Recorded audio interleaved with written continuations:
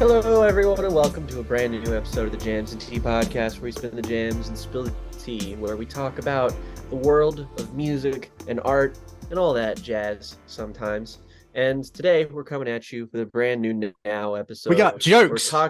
Got jokes for days, and we're going to be talking I don't have today. any jokes. Well, This is a two-thirds very of us have serious jokes. affair. So look forward to 66% jokes and 33% stone cold seriousness as we discuss our topic for today, which is going to be our favorite albums that are, I guess you could say, our favorite final records from an artist, a record that's released right before an artist passes away or breaks up the given band that they might be a part of, and serves as a sort of final statement for their career. We're going to talk about our three favorite picks of examples of that. Mm-hmm. But we're going to start today by talking a little bit about the news. What's going on?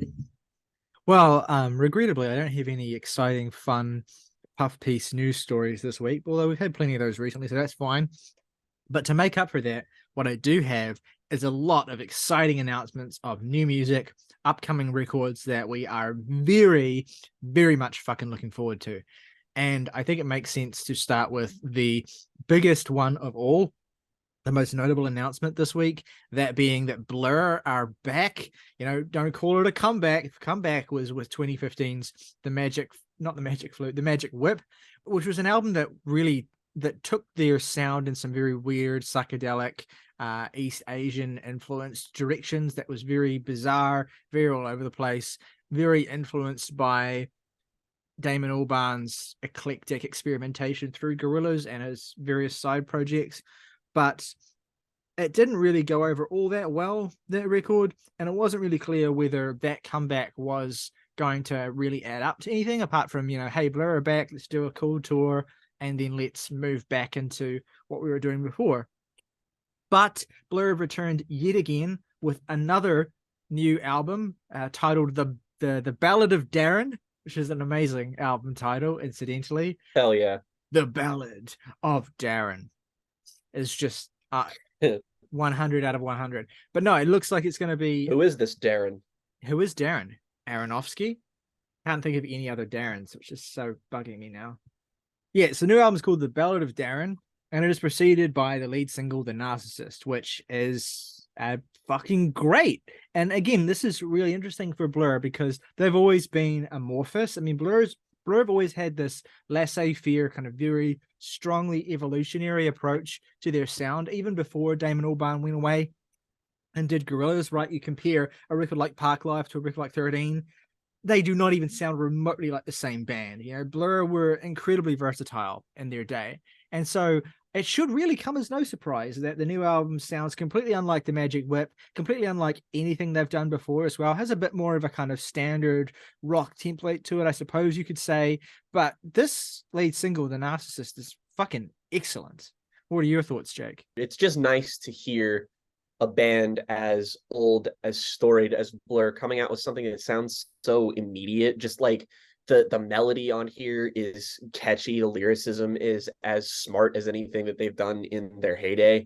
And I also just love the album cover. It's really feels like they plucked it right out of the 90s, honestly, and it feels like it's composed and evocative. And I'm looking forward to a new Blur album that sounds like potentially a great combination of something, quintessentially them, but also sort of updated with more modern aesthetics, because the song does also sound pretty fucking great too. Like, yeah. I love the sort of guitar strumming that's on here. Yeah, I mean, it's just always beautiful to hear Graham Coxon again, one of my favorite guitarists of the 90s, but also like just how stripped back it is, how clean it is, how, very elemental it is such a beautiful, like, nice surprise after how, like, extravagant and, kind of suffocatingly cloy and twee and intense all of Gorillaz music have been over the years. And the last Blur album was. It's just like, it was like a complete slate clearing in a certain sense.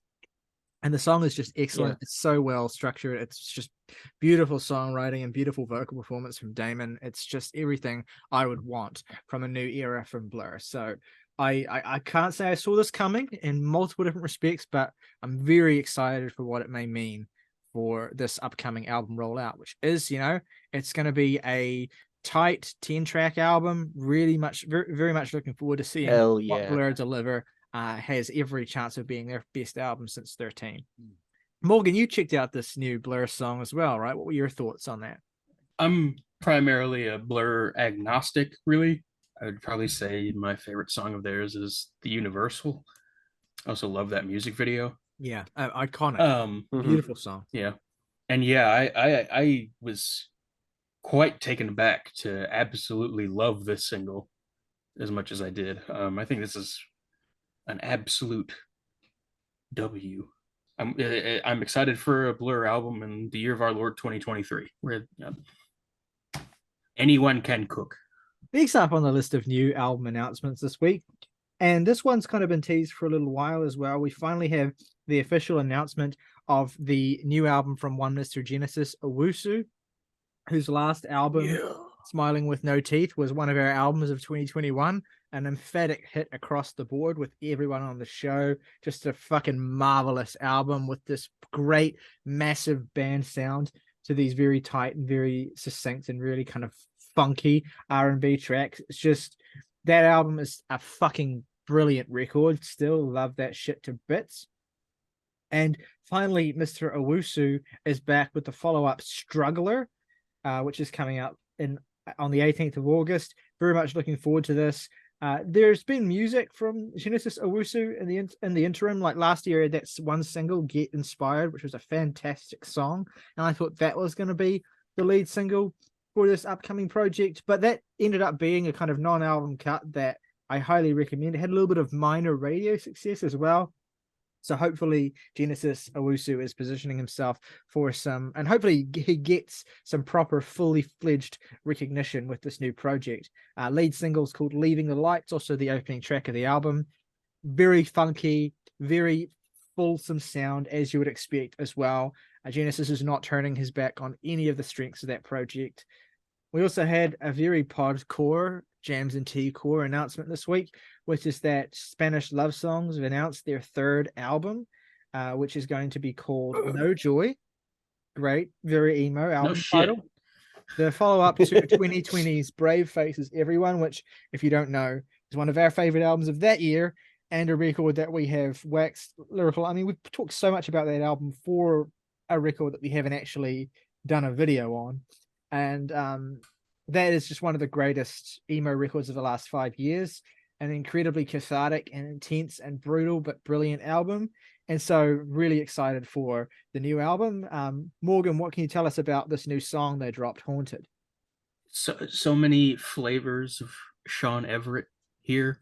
I have no idea if he had anything to do with this, but this is much more Heartland rock-esque than I was expecting. And, with the Menzingers comparisons abound for pretty much the entirety of this band's tenure, probably shouldn't have been too surprised. But yeah, this is naturally one of my favorite singles of the year thus far. Just knocked me on my ass, as this band tends to do.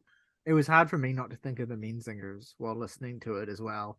And to a lesser but not insignificant extent, also Gaslight Anthem as well. It feels like SLS are kind of updating, because they've always been like emo in spirit, but much more kind of leaning towards sort of indie rock and sound. And so it makes a lot of sense that they're kind of broadening even further as well, and kind of expanding into that sort of heartland rock lane, basically, because it just makes complete sense for their strengths as a band. And also the power of Dylan Slocum's voice just totally realized, and makes complete sense in this context. So yeah, really, really looking forward to this. In particularly Ryley core realms, we had an announcement this week of a new album from one Miss Roisin Murphy, who it feels like I've been talking about a lot. I've just been happening to listen to her music a lot. She's kind of the Irish Björk. She's an incredibly eclectic, eccentric, and unabashedly weird artist who has this incredible sense of great pop melodies and construction. That weirdness completely and fully extends to the new album, which is called The Hit Parade, and has this terrifying album cover. Oh my God. She's going fully she's going fully beyond the pale. I mean, this is Roisin at her most. Roisin. She's dropped 2 singles for this, Cool and The Universe, both of which I think are great, but also both of which are alienatingly weird. Like the musical, traditions that she clashes together in these songs, the bizarre shit she does vocally in these songs. It promises to be Roisin at her most unabashed and unrestrained. So I'm absolutely totally looking forward to that. The best of the two is definitely The Universe, which was the song that dropped this week. Got a best new track from Pitchfork, deservingly so. A very great, very eclectic, very sunny, but also very funky song that I just will be listening to a lot this year. So yeah, I can't wait to see what the album itself delivers. We also, we talked about last week, I alluded briefly to the announcement of the upcoming album from King Gizzard and the Lizard Wizard, Petrodragonic Apocalypse, or Dawn of Eternal Night and Annihilation of Planet Earth, something like that.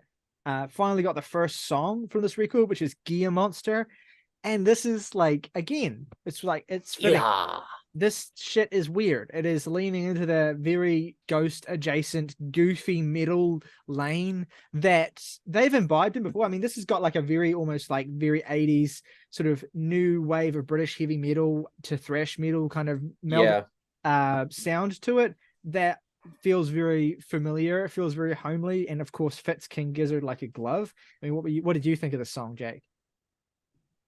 I liked how it kind of indulged in that very much new wave of British heavy metal, very Iron Maiden, but kind of with the still rougher aesthetics of something like stoner rock or stoner metal even, which again is something that they've done before, taking inspiration from people like Queens of the Stone Age or Caius, for example. But this is an unabashedly silly, riff-driven, hook-driven song that even just sort of goes for it even harder than stuff they've done on like their last sort of thrash metal album that they did, which is one of my favorite King Gizzard albums. But I'm just eager to see how this is going to fit into the weird little tapestry of this new album, which seems to be a lot of songs that are really on the longer side, especially for King Giz. So I'm wondering if they're going to maybe take an Infest the Rat's Nest approach and sort of just jam a bunch of different heavy metal influences into one project to sort of diversify things and spice things up, or if maybe they're just going to stick to this one more consistent aesthetic that is still, ripe for potential and that they could totally write out an entire album's worth of stuff.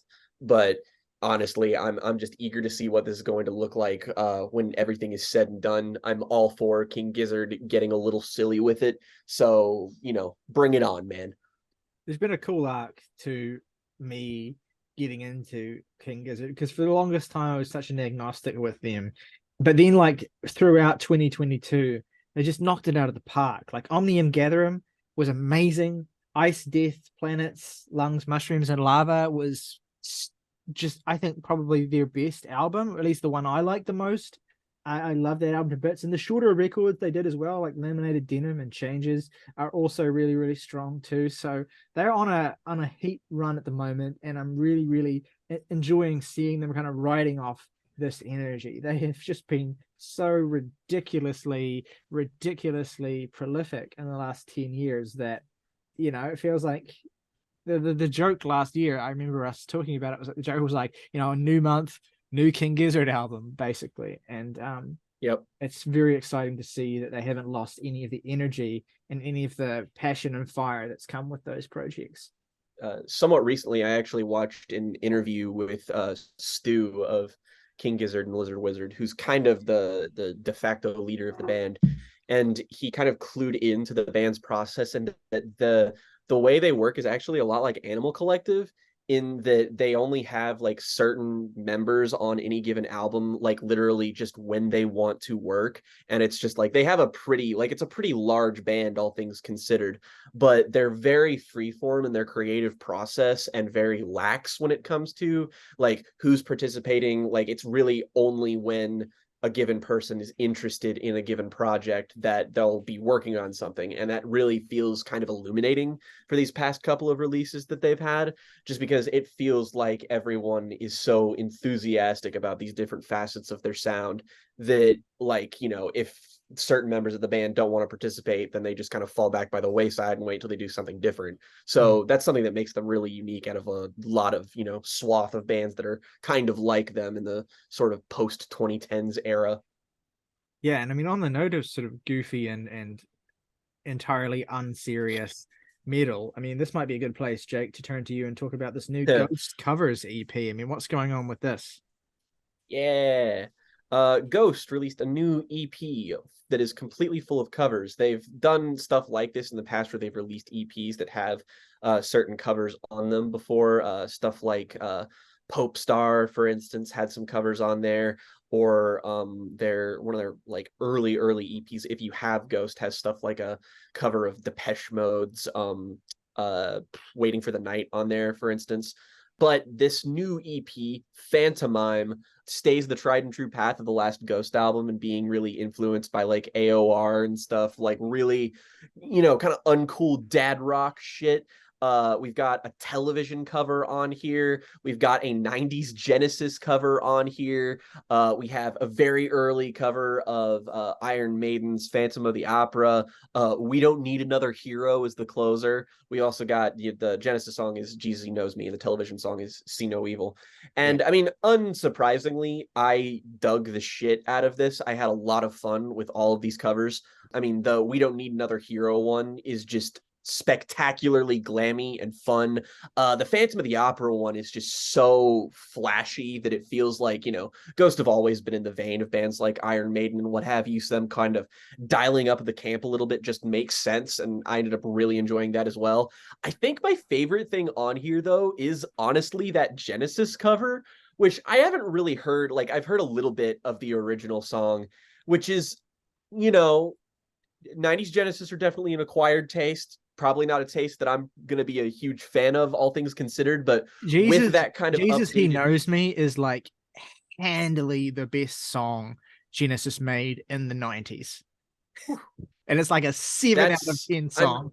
Yeah, and I think that Ghost put a lot of muscle behind this song that kind of, you know, make it a more fitting and more cohesive experience. And it's just like, from a writing perspective, I mean, like, if you told me that this was an original Ghost song, I would absolutely believe you, because it's completely in line with the kind of campiness. But there is kind of a, you know, the social satire on here is not subtle, but it's also, you know, it's poignant, it's effective. I like it, it's fun. Specifically the part where the sort of narrator of the song alludes to having a wife and a girlfriend and a man that he met last night. I was just like, oh, hey, that's a little woof. Got him. Gay. I enjoy everything on here, but again, it's really just because I like the new, sillier side of Ghost. And I think this is just sort of the band's way of getting a lot of their tendencies of this sound kind of out of their system, because Tobias Forge has said a couple of times now that the next Ghost album is probably going to sound very, very different from this last one. So it feels like they're just sort of being like, hey, here's one more helping of stuff for people who enjoyed the cheesy nonsense of our last record. So if you liked that last record, like me, like Ryley, absolutely check this out. If you were indifferent, middling, or did not enjoy it, do not bother. This is not going to do anything for you at all. I mean, maybe the Iron Maiden cover might do something for you, depending on how big of a Maiden fan you are. But yeah, I mean, it's just good, you know, nuts and bolts work from Ghost. I'm just excited to see what they do next, but I'll return to this occasionally just because good stuff. Some sadder news now. I don't really know how to transition into it, but it just is something that we need to talk about. Happened the day before we record this. Obviously, it'll be a few days since this happened by the time the video goes up. But tragically, we recently lost the inimitable Andy Rourke, bassist for the Smiths. One of the most distinctive aspects of, I mean, the Smiths are in many respects the archetypal perfect 4-person band in a certain sense. You have the completely, again, equally, I hate to use the word again, inimitable frontman Morrissey, a presence that could never be replicated, that is so distinct in musical history. You have Johnny Marr, who created a sound that fucking thousands have chased over the years, but none have quite ever nailed. Mike Joyce, the drummer, as well, incredible, taking that kind of post-Cure sort of industrial sound, and at the same time as Cure in a kind of analogous chain of influence as well, bringing it into pop, bringing that muscularity through to kind of counterpoint against Johnny Marr's very colorful and eclectic sound.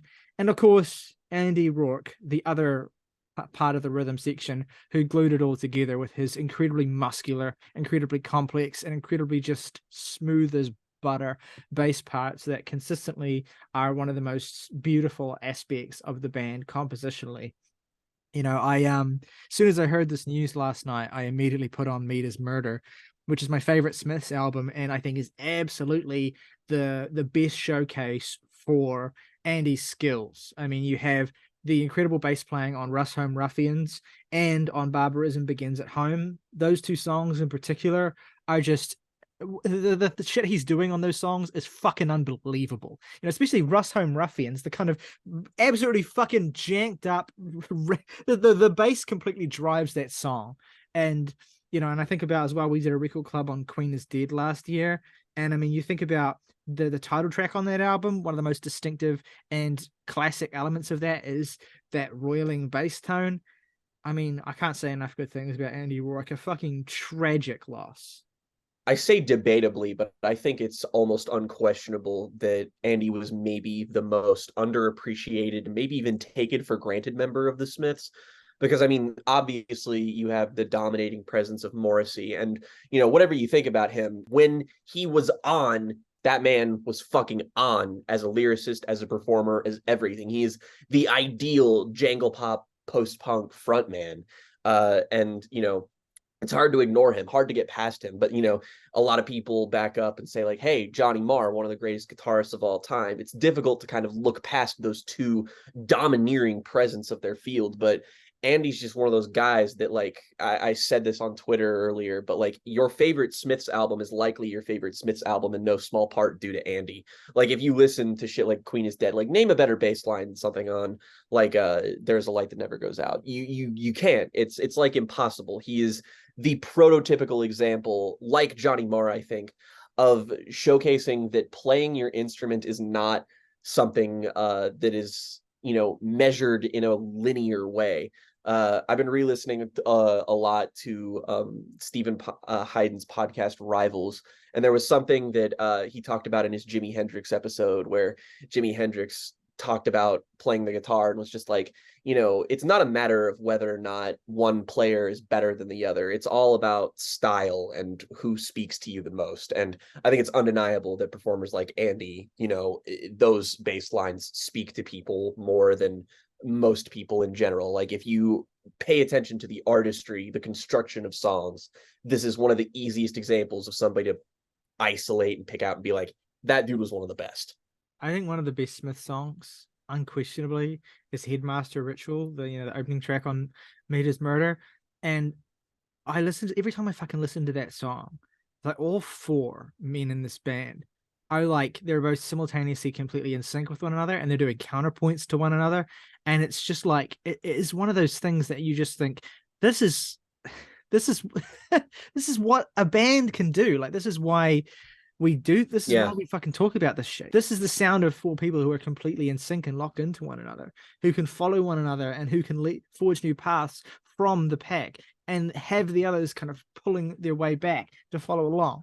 It's, yeah, you can't say enough good things about the Smiths, and you certainly can't say enough good things about Andy Rourke. So yeah, a tragic loss.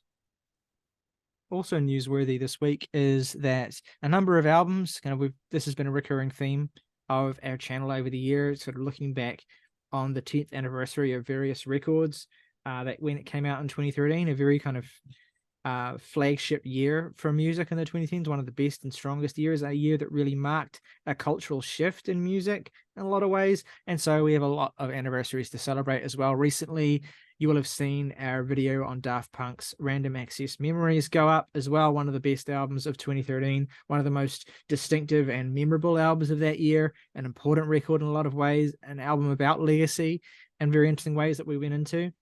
But we also had two other records besides that one turn 10 in this past week. One of them being The Nationals, Trouble Will Find Me, which we also have a video on. You can go and watch that as well if you want to hear us dig into that record in depth. Hugely significant album to all three of us, one that we all really, really love. And another album that turned 10 that came out on the same day is Vampire Weekend's Modern Vampires of the City. Now, Vampire Weekend have lost cachet over the years, mainly because, the core founding member and guitarist and general production mastermind, Rostam Batmanglish, departed the band after Modern Vampires of the City came out. And so they haven't been a very active band since then. They've only put out one album in the interim. So a lot of people have kind of forgotten about Vampire Weekend. They're also like so much an indie buzz band of the moment between 2008 and 2013 that level of oversaturation they got definitely has put a lot of people off them. But I went back to their three core albums this week, and I still love those records dearly. But Modern Vampires of the City is a really interesting case where it's like, in every respect, this is an advancement of the strengths of the previous records with a huger sound, with obviously a bigger budget, with lots of just amazing things going on production-wise, and some of the band's best songwriting ever. The arrangements are huge. The sound is magnificent for the first half of the album. I genuinely think the first half of this album is one of the greatest first halves of any pop record I've ever heard in my life. Obvious Bicycle is this beautiful, like, sun rising through clouds and mist opener that makes you feel like you've woken up and everything is gorgeous and beautiful and the possibilities feel limitless. Then Unbelievers and Step come in and those songs are just like fucking barreling like a train, and they're just fucking just absolutely ridiculously beautiful and fun and funky. And then Diane Young hits the most fucking insane song the band ever put out. This completely bewildering piece of music that is 2 minutes and change, but accomplishes more within that time frame than whole bands do in their whole career. Don't Lie, this, the song that betrays the album's overarching theme of like an anxiety about your religious beliefs growing up and your fate after you die. And then Hannah Hunt, one of the most fucking devastating relationship ballads I've ever heard, that I would fucking cry listening to as a kid, as a teenager, and just that the first 6 songs in the album are amazing. And it's not that the back half is bad. It's just that it's conspicuous how it falls off. The songwriting gets less interesting. There's still cool elements in the production. There's still interesting things that the band do that fit in with the mold of what they're doing on the first half. But the quality of the songwriting just drops dramatically, and I don't really care for it as much. And so, yeah, Modern Vampires it's a weird album to be reflecting on. It meant so much to me. I mean, I have it. I'm not going to get it, but I have it sitting on my fucking CD shelf. I shelled out money for that album before I even had a fucking job, and it's just, so it's really funny to revisit it and be in this really complicated situation with it, because the first half of it is legitimately perfect. And I think the album is worth hearing. And I will say, I'm not like, my opinion with regards to this being ridiculously front-loaded is not consensus. Loads of people love this album completely and fully, and loads of people love the back half of this album. And again, I think there's good songs in the back half. It's just the drop-off is really conspicuous. So Jake and Morgan, I know you're not really into Vampire Weekend, but if anyone at home is a fan of Vampire Weekend or has history with this record, let me know if you agree with me. I just want to know what the consensus is on this album now. I want to know what people think of it nowadays, and whether anyone agrees with me that it's ridiculously front-loaded, or whether I'm just kind of completely crazy. But yeah, it's a good album. It's worth hearing. It's so 2013 in the best way possible, but it really is. And yeah, the nostalgia is real. I can't remember if I've heard a Vampire Weekend song in full or not, honestly. I mean, I should probably check them out just to see if I like them, because you should. Yeah, I think simultaneously, like I think Modern Vampires is probably the album of theirs you're most likely to like because it's the one that's got the most going on. It's got the most muscularity to it. But then you've got the albums like their first two, especially like Contra, which is kind of more, yeah. The sell with Vampire Weekend is always like it's like Paul Simon for millennials, basically, which is like which is to say, it's like the same sort of shit that Paul Simon did on Graceland is what Vampire Weekend based their entire sort of shtick around for those first two albums. And they're great, very lean, very quick. I mean, they're like 30, 35-minute long albums. Modern Vampires is a bit longer, and then Father of the Bride is, don't worry about, just don't bother with that.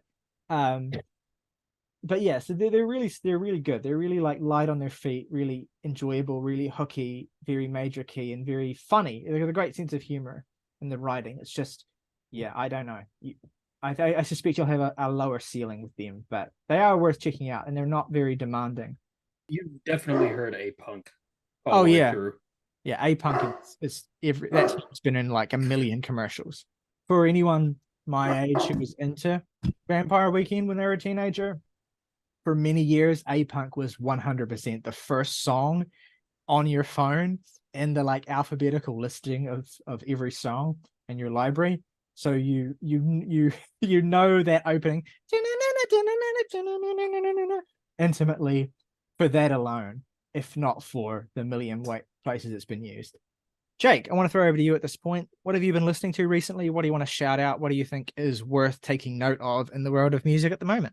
Well, I've been listening to some new metal releases that I wanted to shout out. The first of which is an album that I've been anticipating for a while now, ever since it was announced. It is an album from the band Chained to the Bottom of the Ocean, which, may I say, is a fantastic metal band name. They've been dropping EPs ever since like 2017, and I've listened to a couple of them, and they are fantastic. It's difficult to quantify, honestly. I guess broadly I would categorize them as a sludge metal band. But they're a bit livelier than a lot of sludge metal. I mean, there is elements of doom and drone in their sound, but it's just generally speaking a bit more active, maybe more of a heavy metal influence. But they are they do have the appeal of bands like Cult of Luna. And I don't just draw that comparison aesthetically, but also because their debut album, Obsession Destruction, which came out last week, is produced and mixed by one of the members of Cult of Luna and Chris Teddy of The World is a Beautiful Place and I'm No Longer Afraid to Die, which I was like, okay. Both those motherfuckers know how to make an album sound good. Uh-huh. I was like, I have complete faith in the Cult of Luna guy just because all of their albums are produced like pitch perfectly. I've never had a word wrong to say about Cult of Luna's production style on any of their albums. And Chris Teddy, he's a great producer, but I was just like, for him to be, primarily behind the boards of this is interesting. And also just because nobody knows anything about this band. They've remained completely anonymous, and whenever they've performed, they do so in like, I don't know if it's costume or they just wear masks or something, but they've chosen to remain completely anonymous. And everyone who goes to their live shows says they're an incredibly fucking great live band. And so there's a lot of buzz, I guess, in the sort of, alternative metal world. And so I was looking forward to this. I pre-ordered it and I was like, all right, I'm ready for this. And honestly, delivered everything I could have hoped for with a debut album. This is a really unique combination of things that I definitely think will appeal to people who like stuff like Cult of Luna. That was an overriding comparison that I kept coming back to over and over again. There's an energy here that is not in lots of doom metal, sludge metal albums that, can often run on the slower side, but there is an immediacy to this album that I found super compelling. A lot of it has to do with the vocalist, who is unbelievable. Like, listen to this album, if nothing else, because of the main performer. The entire band is great. Like, they're laying down some titanic riffs. This is an album that sounds fucking enormous. As a matter of fact, this is really what I wanted out of that newest Ahab album that I liked, that was, kind of a sort of return to form for that band that came back after a long while of them not doing albums. But this is what I wanted from them. This sort of vitality that's just, it's really, really refreshing. And the main performer, he is an incredible screamer. Like, holy shit. You can, like, not only is he just like, he induces concern in you, but also like the actual writing on here and how cogent the lyrics are, like you can make out what he's saying way more solidly than you can anybody else who does like death growls and stuff on albums like this. And the lyricism on here is really effective. Like, it's really cutting, really kind of oppressive shit that is very, I don't know, I found it very emotionally tangible in a way that I don't often get from a lot of lyrics like this. And there are some moments on here that just totally throw you for a loop. There's songs like Hole in My Head, which is just like, they just kind of cut the shit and make a thrash metal song in the middle of this record. And it fucking kicks. There's the single Summer Comes to Multiply, which is everything you would want out of a sludge metal song like this. There is year highlight song 10,000 Years of Unending Failure, which is just as big as that title fucking implies. This is a stellar opening statement from a really unique band from this scene that, again, you're all into Cult of Luna, a band we've been championing for a while now. This is totally up your alley. I highly recommend this. This band definitely needs more attention, and if they get the proper groundswell, I could see them becoming a particularly popular band in this growing scene of the sludge metal cavalry of elite. And I came across a new release from a band that, difficult to talk about because their albums and their name, well, I should say it's just one guy. It's all in Greek. Translated, I can at least say that the band is, you can call them, the Greek pronunciation is Hoplites, which translates to soldier. This is a really interesting project because it is one guy, Liu Zhenyang. He lives in Zhejiang, China, and this dude is very comparable to one Mr. Theophonos, who is formerly of the Serpent Column, who came out with an incredible metal album this year, Nightmare Visions, my metal album of the year. And people were talking about this, and it's very much in that same vein of being a blend of black metal and mathcore, and it's the one guy behind it. And I was like, okay, I gotta check this out. Especially considering he put out 2 albums this year, one of which I still haven't heard. The first of which is apparently very good, still need to check out. But I also checked out his 2021 debut, which showed promise, but it did remind me of some of the more slight releases from the Serpent Column, where it kind of felt like, he was finding his footing, exploring his sound, maybe not delivering anything definitive. But this new album, the third album that I cannot pronounce, but I think it translates to like Eaten Alive or Eaten Up. I actually think this is better than Nightmare Visions. Whoa, really? This really fucking rocked my shit. I will not lie. A huge step up from his first album. But I think what I can sell, like, I've been talking about this sort of wave of these, really these almost bedroom project black metal and mathcore bands that are their own wave now. And like I've talked about bands like Telos this year that also had a fantastic release. But this, honestly, I put this up there with the Serpent Column's best stuff, honestly. Like right up there with stuff like Mirror and Darkness. This is a tight 38-minute long record. And I think the best way to sell this is that it's a lot like what Theophonos was doing in the Serpent Column, but mixed with like technical thrash metal and dissonant death metal. Like, one of the projects I kept thinking of when listening to this was Colored Sands by Gorguts. Everything about this is fucking enormous. Like, I don't know how he was able to capture a sound that is this assaultive by himself. And again, as a presence, he's incredibly singular. He's dealing with a lot of the same influences that Theophonos was doing with. Like, Nightmare Visions is way more, I guess it's a more immediate album, but this is like a fuller richer experience, I suppose. And this is another one of those albums that just every single minute of which you're just like, how did someone make this fucking noise? How are these sounds possible? I didn't think that it was possible for a human to achieve this. And you will believe that this man is inhuman behind it all. I think what's separates the good projects in this scene from the great ones is when they take this level of overpowering atonal awe that they're good at channeling and just making it feel emotional. The thing about this album that compels me is that there's a real sense of melodrama about it. There's something like the cover of which is like this old kind of Greek painting. All of his album covers are like that. And you really do feel that kind of influence overtaking the music because it feels like you're watching some sort of Greek tragedy, some sort of Sophoclean play of some kind. And I'm really just impressed with how much mileage everybody is getting out of this sound. Like Nightmare Visions is a really great aesthetic refinement of a lot of great ideas, but this to me feels like it's blending that existing formula with a lot of new other heavier influences.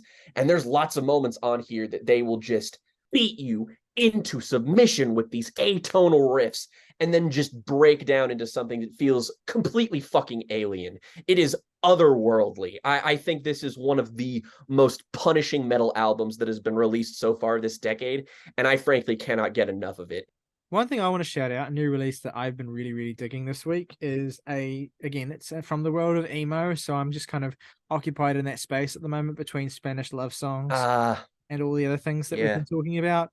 But there's a new album this week from I think they're Michigan-based emo band Hot Mulligan, who Jake, I know you're a fan of, for their last album. Yes. And they released a new record called Why Would I Watch this week, and I checked it out because, surprise of all surprises, Ian Cohen on IndieCast recommended it as his album of the week last week. And so I was like, okay, because the last emo album he recommended me was Fireworks' Higher Lonely Power, which is still one of my favorite albums of the year. And he's like, okay, this is the first thing that has actually given it a run for its money in terms of 2023's best emo albums. So I was like, okay, I have to check this out. This seems really, really up my alley. And this is so good. This fucking rules, dude. Like, I can feel it like rocketing its way up my favorite albums of the year list. It needs a few more listens, I think, to fully solidify. But my God, the reference points that I thought of while listening to this. This is Blink-182, The Wonder Years, and World is a Beautiful Place and I'm No Longer Afraid to Die, all in a blender. It is those three specifically synthesized into a fucking mecha emo monolith. And the irreverence of these song titles is matched only by how fucking Spanish love songs level intense the subject matter is. I mean, you have songs that are called things like Shouldn't Have a Leg Hole, But I Do. The song is called what it's called. No Shoes in the Coffee Shop, parentheses, or socks. Christ Alive, My Toe, Damn It Hurts. The lead single, which is also one of the most devastating songs in the album, Golf Is On.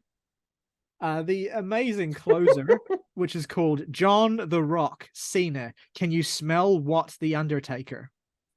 Which is like, which sounds like he had a stroke while like trying to come up with the song title. But the best song on the album, and one of the most devastating, is the second track. It's a family movie, She Hates Her Dad, which is one of the most just God, stop it. I'm already dead scene songs of the year. I mean, look, Red for Filth. There's an irreverence to this that will make it really, really appealing to people who like fast-paced, funny, not self-serious pop punk with a lot of flair, a lot of energy, a lot of charisma, and a genuine love and affection for its influences. But also, if you want a fucking sock to the fucking heart as well, this album will do it too. It is 37 minutes. It is just the perfect length for what it is. The riffs are fucking amazing. The song structures are brilliant. It is just, I'm falling completely for this album and for this band in general. I think absolutely, if any of the reference points or if the sound of this appeals to you at all, you should absolutely check it out. It's they're this year's, I don't want to say they're this year's dog leg, because there's definitely a distinction, but they are in terms of like them being this kind of phenomenon. And you're right, it's not their first album. They have been around for a while. Their last album, You'll Be Fine, which I know Jake likes a lot, got a pretty decent reception when it came out. Love that album. So, they have been around for a bit, but don't sleep on them, because this new record is just, it's everything you would want from an album like it. And it's very, very, it's got me under its spell completely. So it's my kind of album of the week recommendation, since we're not doing a full. I will definitely be checking this out before the end of the year, naturally, but this is a band that I think a lot more people need to be paying attention to. And just from you describing the reference points on this album, it sounds like they've stepped up their ambition sonically a little bit, and that's a very interesting prospect. So I can't wait to see what this album has in store. Yeah. Morgan, is there anything you've been listening to or that you want to shout out? Music or non-music, whatever, this week? Yeah, I'll just briefly shout out that I listened to the Rina EP from Rina Sawayama, just because I figured it would be good to go chronologically there. That is a fucking great EP.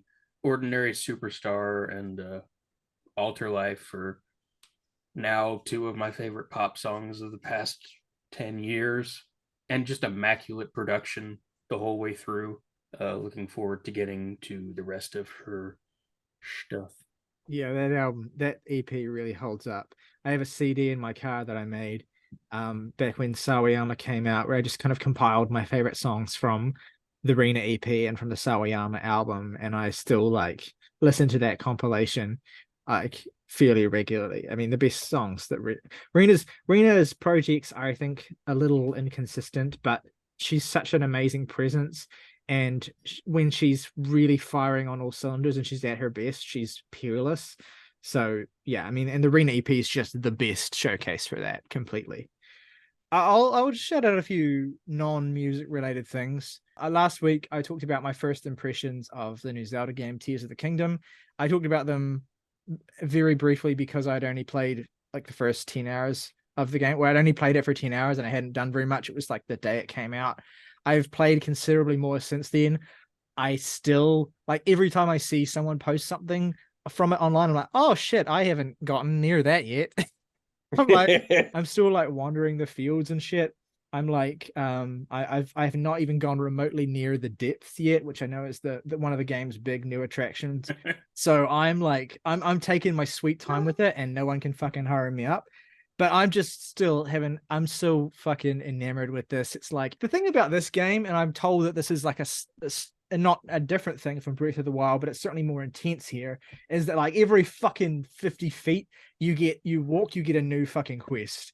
It's just like there's shit to do everywhere, and like you get wrapped up in it, and it's just really emphasizes this kind of sense of boundless adventure completely.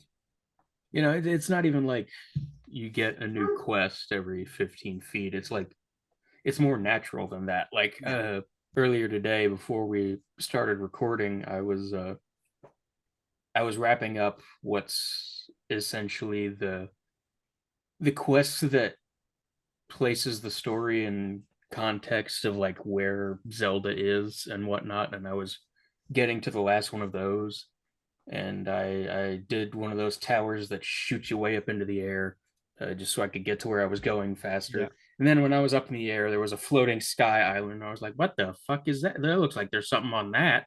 Yeah. And then I wasted 20 minutes trying to figure that out, and by the time I was done, I hadn't even gotten the last thing, because it was time to start the podcast. So now when we're done here, I have to go up there and finally actually get that done. Yeah. Every time I'm like, I really want to get all those towers, but I know that every time I go for one, it's like, it's gonna be a whole thing.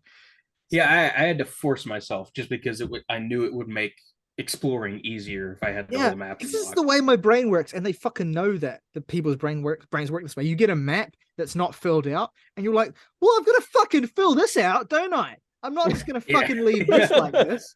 Well, I use these fucking little blue squares. No, I'm trying to find shit. Absolutely not. Yeah, so I've just been like just yeah, I've been like I've been in the sky a bit, but I'm like focused so much on like, and I've done like one of the I've done the wind temple. That's the one like temple I've done. So I've done that. But I'm like just I'm I can't rush into this next I can't rush into the next like main bit. I'm like I've been playing it for like I don't even know how many hours, and I only just discovered fucking Kakariko Village, and it's like right there. I'm like, oh, I haven't even been to Kakariko Village yet. Anyway, so yeah, man, I tried to like say that I was like, I've got this big project. I'm gonna get that done, and then I'm gonna buy Tears of the Kingdom once that's out of the way. And now I'm like, I'm gonna cave and probably buy this sooner because I can't, I fucking can't take it anymore, man. I Well, need it. I mean, look, playing the game makes you a better, smarter, hotter, nicer person. So your work will profit. it's You know what? I'll consider it an investment then. it makes you Yes. whole. It ruins your life, but it also completes it at the same time. It's like That was Breath of It, the it Wild, makes all you right. realize that the only things in life, that everything else is material except for Hyrule. there's like Yes. there's like All that matters. a semi-viral tweet today that was like one guy who would like who would use all these Zonai devices to like make a fucking like spaceship sized Yeah, drone he made it like a machine. drone. Well, he had a drone, like a I've ground drone, but he had this like craft that he'd like fashioned using Zonai devices, and it just came in and it just like fucking decimated this entire village of fucking what do you call them? Bobaclins or whatever. Bokoblins. Yeah. Yeah. And, Yeah. and it just fucking lit them up. It was so I want fucking you sadistic. to picture what it was like for me, who has stayed away from all of the spoilers of this game, to come across that video and just be like, dude, Yeah. what the fuck? I mean, I can't do that shit yet. What? I can't do that shit yet. I don't know. I Breath of wouldn't the know how to Wild's make one of like- those things. But like, Breath of the Wild is like, you can approach this enemy camp any way you want. And Tears of the Kingdom is like, you can literally fucking 9/11 these bastards. Breath of the Wild's thing is like the wonder of like exploring a land and like, you know, and a fallen kingdom and you know the importance and beauty of human connection, all that kind of thing. Tears of the Kingdom is like, what if you could do war crimes? Would you do war crimes? Because you can. Yeah. Hyrule Let's has go! been destroyed, so there is no Hague. Yeah. I am the Hague. Anyway. So that's that. And I also just want to shout out as well, in terms of like media at the moment, we haven't really talked about it. And again, because the now episodes go out like several days after they're recorded, so these things always risk being out of date. But just want to acknowledge, because we haven't acknowledged it on one of these episodes yet, how fucking incredible Succession and Barry both are right now. Like how just simultaneously like life destroying and like also affirming in terms of the power of art they both are right now. Like in very different ways, although they both are real feels bad man moments right now. I did finally get caught up on Barry, and now I am behind again because the new episode, the next episode that was coming out, came out on Sunday, and I was like, I can't do this week to week. That I have to do. I have to wait until it's done and then do it all in one go, or I'm just never gonna do it because it. Oh God, I'm still in the process miserable. of catching up. All I will say is that Bill Hader is directing every episode of this final season, and man is using this excuse to like execute some chops that are frankly intimidating. Like he's put himself, and I hate being the kind of hyperbolic person who's just completely gassing up, you know, this one dude or this one show that's already getting like the most praise of anything ever. But the shit dude is doing with the camera, with everything about the way the show is directed, it shouldn't be allowed. It's actually fucked up. I mean that. I mean, there is like a sequence in episode 6 that's like the most horrific thing I've seen in TV in a long time. And not at People all. have been talking about the fact that he's going to work on a horror movie after this, and they're just like, a lot of people after episode 6 were just like, this shit is going to traumatize us. Yeah, I mean, there's multiple scenes in Barry that have already left a traumatic mark on me. And then Succession is like, yeah. Succession's even harder to talk about because people are even more intense and over the top about it on Twitter. But the craft of the way the show is weaving its final arc is bewildering and engrossing to the max, and just marvelous in every respect, right? The way in which the show gets you as a viewer psychologically involved in trying to understand the motivations and the plans and the movements and the intimate realities of these characters, while reminding you surprisingly gracefully but also brutally that that is impossible, and that, you know, you are every bit as short-sighted in your estimation of others as the characters in the show are. It's, oh my god. And it's and the most recent episode, when we record this as well, the election episode, this is everything that Aaron Sorkin thought the newsroom was, right? This is everything this episode, everything Aaron Sorkin, I think, wanted to do with the newsroom, but couldn't do because he's too self-righteous and too... He was too busy affected. Sucking his own cock. Yeah, basically, right? Like, I don't know what my life is going to look like when these shows are finished. I don't know. It's Zelda, yeah, but there's gonna be a permanent hole. And I know it's Sunday for you guys, but it's Monday for me. There's gonna be a permanent hole in my Mondays that I don't know if I'll ever really fully be able to fill. Knowing that I can... story for Garfield. Knowing that I can get home from work and have Succession and Barry back to back. I mean, I will feel that way about Succession when Barry wraps up. I will be like, oh, okay, that's over with now. Like the last seasons 3 and 4 of the show, I have actively liked less than the first 2 seasons, even though they're technically better in a lot of ways, just because they didn't make me so fucking miserable. Like, Jesus Christ, it's just pain. So that's where we're at. That's our perspectives on life. Let's talk about our discussion topic today, which is our favorite final, in quotation marks, albums.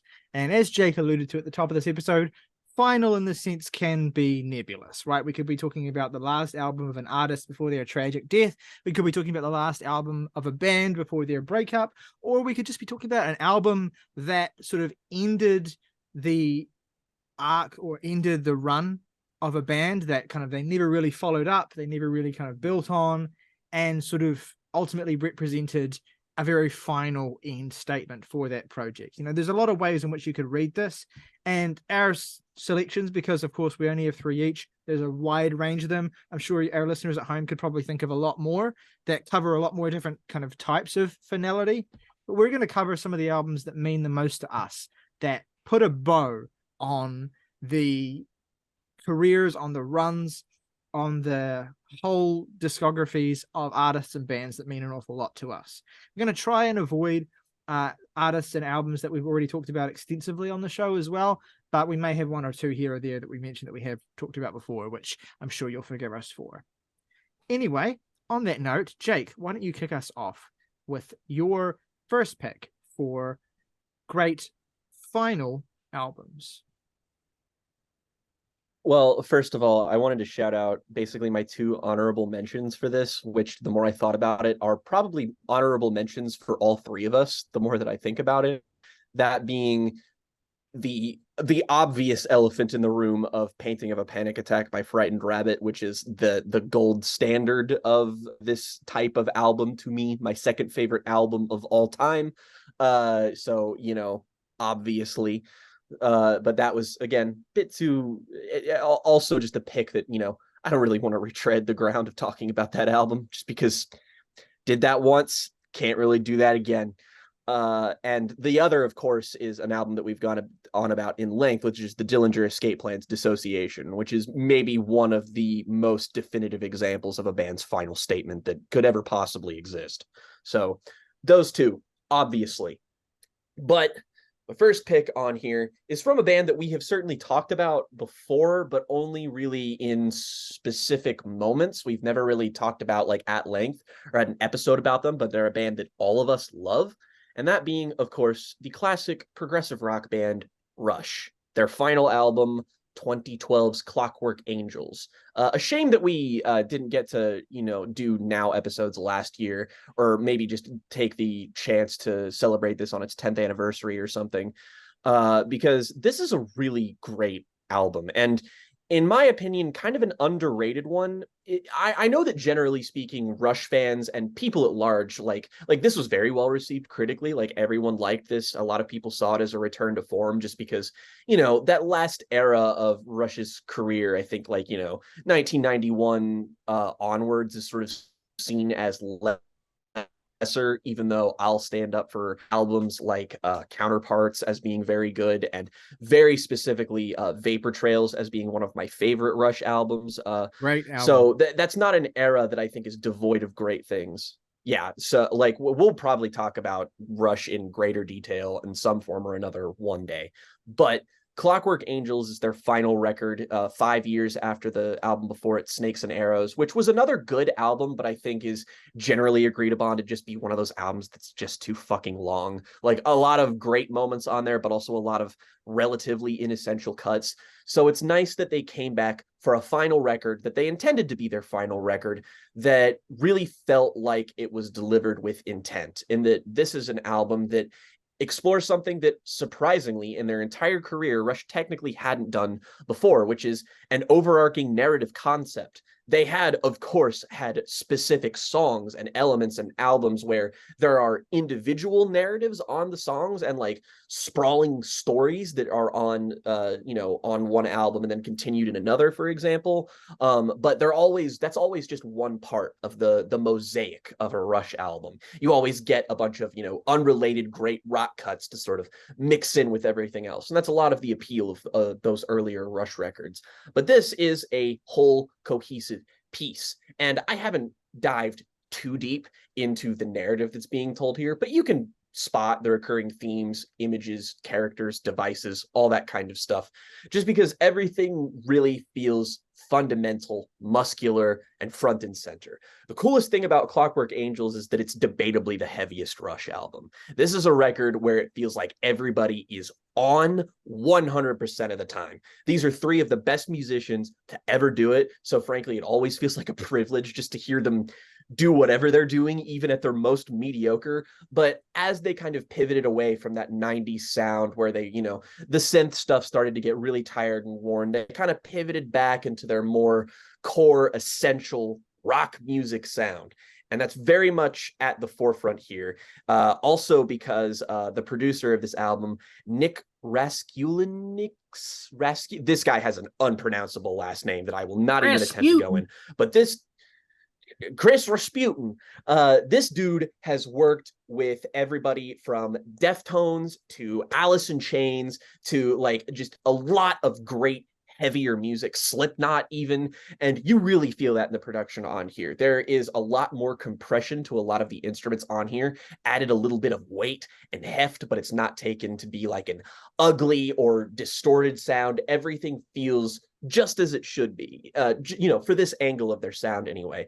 And I mean, this album has songs that I think at this point, in retrospect, we can say are classic songs from the band. The opener, Caravan, BU2B, the title track, The Anarchist, The Wreckers, one of the heaviest Rush songs. The final song on here, The Garden, this is the ideal way you want a band as storied, as chronicled as Rush to go out on. I cry. It is exactly what you want from a finale. This is an album that knows it's going out, but it's not like a dour record. It's just an album that feels like the final curtain call for some of the best to ever do it. And they all knew that, and they decided to appeal to what people loved the most about them while still giving them something new and different that they necessarily hadn't done before. And I think that's the most commendable thing about Clockwork Angels, is that it combines the new and the old in a way that feels refreshing, and it's, you know, a testament to the kind of innovative band that Rush were in their heyday. And that, you know, you may feel one way about specific eras of their sound, but in my opinion anyway, Rush never fell off, even though they have lesser records, and even one or two records I don't particularly like. But this just says, like, hey, at our best, we are consistent, we are conceptual, we are exceptional, and this is that. Morgan, what's your first pick for us today for best final albums? My first pick is the spectacularly underheard and underrated self-titled album from Yellowcard. Funny thing is, Yellowcard just announced a new single today, so maybe that's no way. Maybe that's just out the fucking window, but you know, worth it, because this is so completely and totally built as a farewell album to a band who would better their work with Ocean Avenue so many times that, like, the fact that everybody kind of stopped paying attention to them after that album is depressing. Yeah, this is a front to back stellar album, one of my favorites of 2016. Again, the sort of ideal farewell to a band like this, and probably their best album.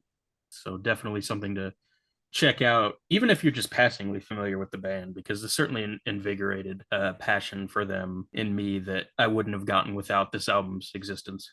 If you just come to this album for, or this band for, like, their immediate kind of heavy hitting poppier songs, this album still got it, man. It's got The Hurt Is Gone on here.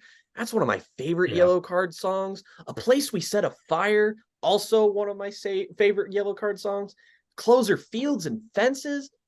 Man, like, I get depressed when I see how little esteem this album is kind of held in when it comes to the more modern pop punk canon, because it feels like if this album had been released a few years after it had been released, it sort of would have ridden on that wave of kind of pop punk revisionism that we kind of see now, in that I feel like people are, you know, there's an audience for bands like Spanish Love Songs and stuff that keeps bands like that afloat these days. And I feel like that audience would be really satiated and satisfied by an album like this. It just came out at a moment where it felt like it was poised to just not hit anyone but its diehard fans. Yeah, I mean, I think its biggest problem is just that it's underheard, and that Rate Your Music doesn't understand emo. My first pick today is, I mean, it's absolutely a final album. It's as final as it gets. And like Morgan's pick, I feel this is unrepresented in discussions of great final albums, mostly because, like many of this artist's work, it's kind of been lost to time a little bit. The artist has sort of been forgotten about. There's been some reevaluation of their earlier work in recent years, which has been good to see. But in general, the oeuvre of one Mr. Warren Zevon still begs to be explored, to be unpacked, it brings with it so much joy. I mean, I'm nowhere near close to finishing it, although I've gotten a decent way into it. And I did indeed skip ahead to this particular final album of his, The Wind, which he began recording as soon as he was diagnosed with terminal lung cancer in 2002, and then was released 2 weeks before he passed away in September of 2003. This is an impeccable farewell as far as Warren is concerned. It represents and showcases so much of his personality and his sense of humor, but also at the same time, it is very dour. It is very frank. It's certainly not as humorous as albums like Life Will Kill Ya or some of the other stuff he'd done in the decade or so leading up to this.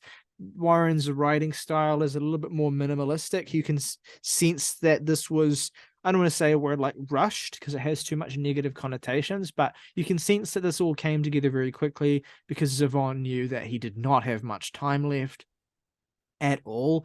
And so it is a concise, frank, and very straightforward saying goodbye album where Zevon knows fully and completely that he is going to die soon, and he doesn't want to be completely gloomy about it. He doesn't want to kind of wallow in the despondence of it, but he wants to set things right.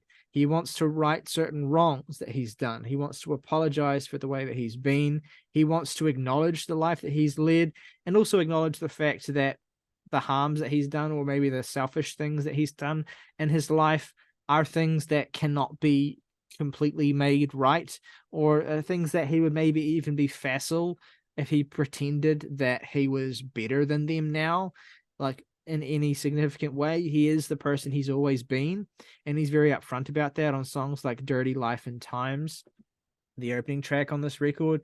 You also have the collaboration with Bruce Springsteen and Disorder in the House, which actually won a Grammy for Best Rock Vocal Performance. The other thing about this record as well that makes it kind of an uplifting finale, given the gravity and seriousness of the consequences, is the fact that this thing is stacked with big name collaborators. Like, Warren was very loved by so many of the folk and rock firmament through the 60s, 70s, 80s, and beyond, such that the news of Warren's imminent passing mobilized essentially an Avengers team of names. I mean, I've already mentioned Springsteen, but you've also got Dwight Yoakam, Don Henley, Ry Cooder, Jackson Brown, T-Bone Burnett, Tom Petty, Emmylou Harris, Mike Campbell, Billy Bob Thornton has backing vocals on this. They were really good friends in real life. This thing is a big, it's essentially a celebration. Would is not really a good word for it, because that's tonally not really how it lands, but it is, it's like inviting your friends around and having a night of singing songs together, knowing that the sun won't rise for everyone when it's all said and done. And yeah, opening track Dirty Life and Times is it's a great representation of what Warren's spirit is like on this album, with the place that he's at. He's talking very frankly and very poetically about the unglamorous and often damaging way that he lived his life.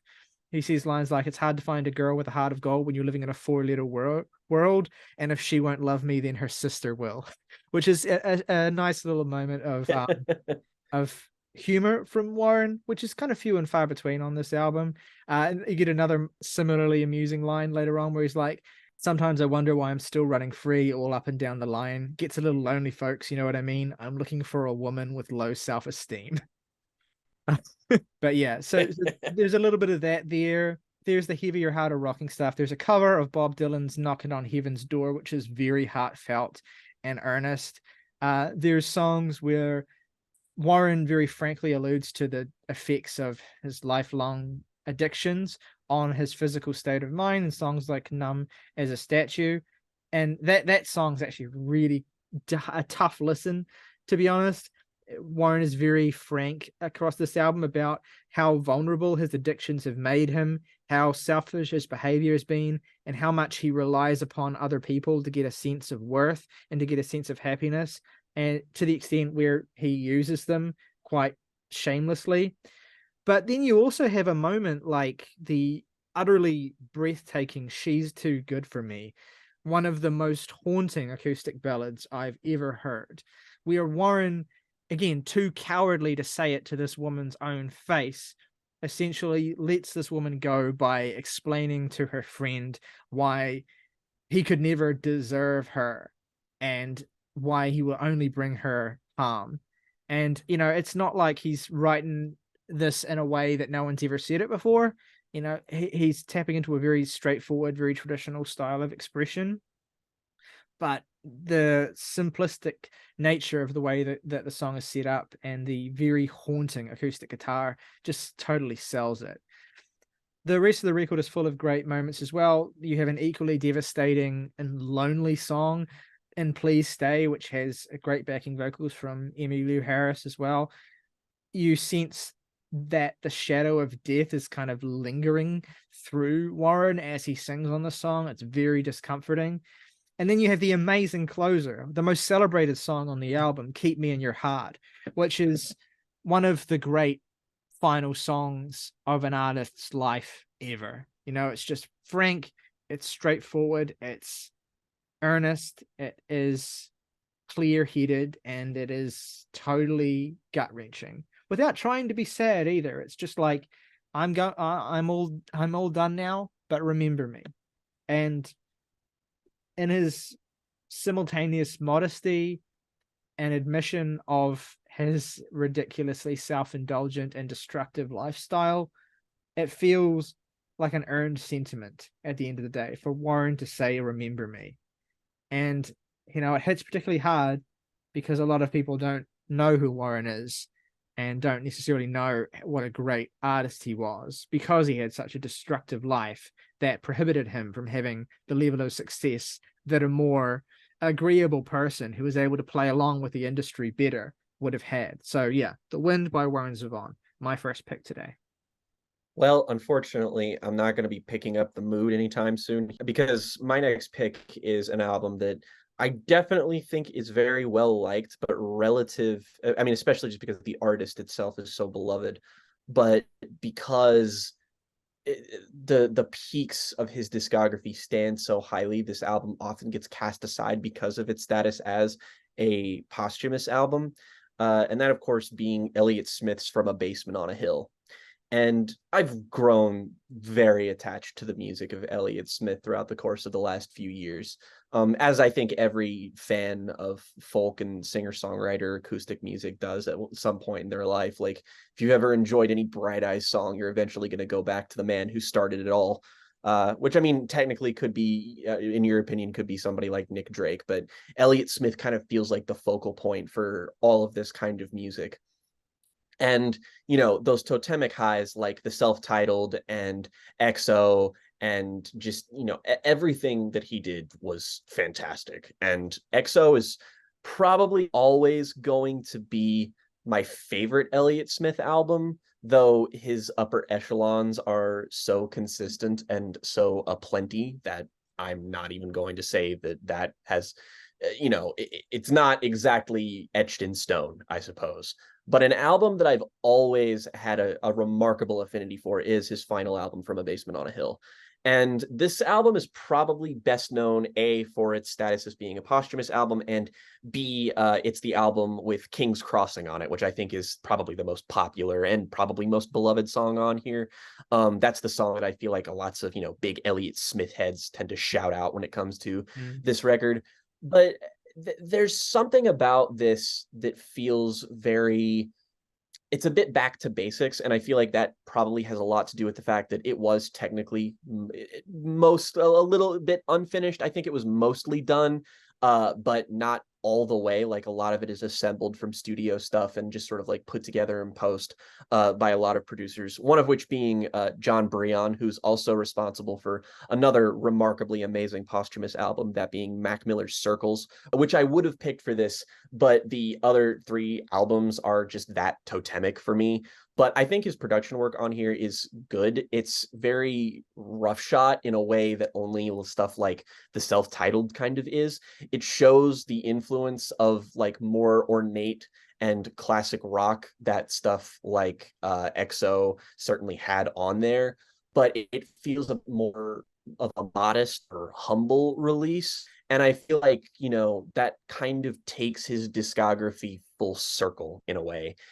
This album has high points like King's Crossing, but it also has A Fond Farewell, Pretty Ugly Before, one of my absolute favorite Elliott Smith songs. The closer on here, Distorted Reality Is Now, A Necessity to Be Free, is gut-wrenching. I mean, most of the songs on here are, as many Elliott Smith songs tend to be, but this just showcases the fact that this dude never lost it. Like, he always had that kind of Dylan-esque construction of these timeless melodies and these this mastery over the basics of song construction, but he wrote a song like nobody else will. You can put him in the upper echelon of songwriters all day, and you'll still never really find anybody who writes a song exactly like him. He's enigmatic, he's confrontational, but he's also elliptical. There are some songs on here that I still don't really know what to think of, just because they are so beyond my understanding in some respect. I mean, songs like Twilight are beautiful, perfect, and like, again, some of the best things he ever did, but for reasons that render me kind of speechless and kind of make me feel like I have to disengage with my critical faculties to even evaluate it and just be like, this is just one of the best things I've ever fucking heard. I love this fucking album, man. This is maybe my second or third favorite Elliott Smith album. I happened to be listening to him Amazing. Earlier, a couple of weeks ago. Yeah. And the thing that's always struck me about this album is how ambitious it is. I mean, like, you listen to a song like Coast to Coast, and you go back to, like, you know, the early era of Elliott, and it's like the leap between those two eras is astonishing to me.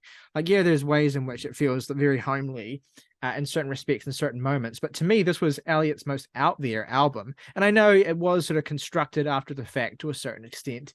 And we may not have looked the same way had Elliott finished it during his lifetime.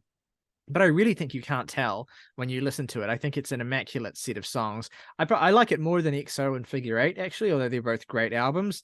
My favorite Elliott album nowadays is probably his self-titled. But I mean, this is right up there. There's finality to it, but it's finality that's imposed upon it by something that couldn't have been helped and that wasn't planned. So whereas I think the other albums we talked about have this kind of intentional finality to them, this has a kind of incidental finality to them. And there's some ways in which this is more devastating for the fact that it wasn't supposed to be the end of the story. In a lot of ways, it feels like it wasn't in any sense conceived that way. It was supposed to be a continuation of Elliott's, you know, expansive embrace of a larger sound, of more ornate instrumentation, of more diverse aspects of rock history. And so when you listen to it, you get the sense of gratification for how well Elliott's realized that, but also the sense of like, man, it wasn't done. He wasn't done. We were just beginning. I haven't listened to From the Basement on the Hill. I don't know how to approach that. I might not ever. I mean, I kind of don't like the idea of it, because I mean, posthumous albums like that, where the artist, for obvious reasons, had no say in what was being released, kind of rub me the wrong way. I mean, obviously, there's a good few great ones, and there's a beautiful statement in the fact that they're sort of unfinished in their own way. But I don't know, especially with Elliott Smith, where it's all so clearly from his mind and so deliberate in every choice it makes. And considering how awful the circumstances of his death were, it's hard to even contemplate, really. Both of my next shouts are actually albums that James and T writ large has covered before, but I have not had the opportunity to speak about them. So the next one is Death's The Sound of Perseverance, the final album from, I think, pretty inarguably the most important death metal band ever. This is my personal favorite Death album, although it's in close competition with the rest of them. It really is just like my favorite Death album is the one that's currently playing. But I think The Sound of Perseverance is such a perfect title for this album because it feels truly progressive and ambitious in so many ways, and it all just holds so much weight and power and impact in every minute of it. I mean, this is the album that has a Voice of the Soul on it, which, even though Chuck Schuldiner wouldn't die for another, I think, 3 years, it still feels like that was something or someone communicating with us through the afterlife in some way.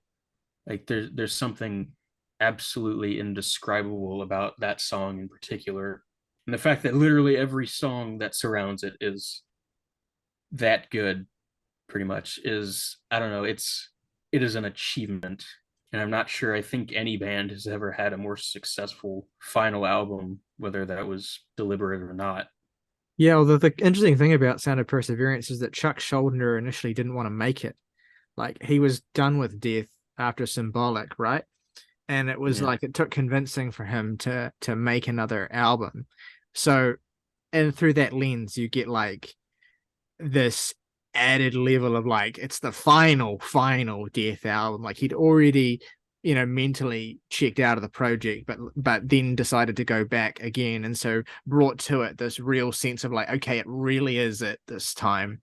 And so we're going to take everything about Symbolic that made that the apotheosis of the fucking genre we created, and let's just fucking up that. Let's find a new level for that. Let's find a way to increase the complexity of that and expand it like outwards. And so, yeah, it's kind of hard to fathom that that album could even exist and that it is as good as it is. Man.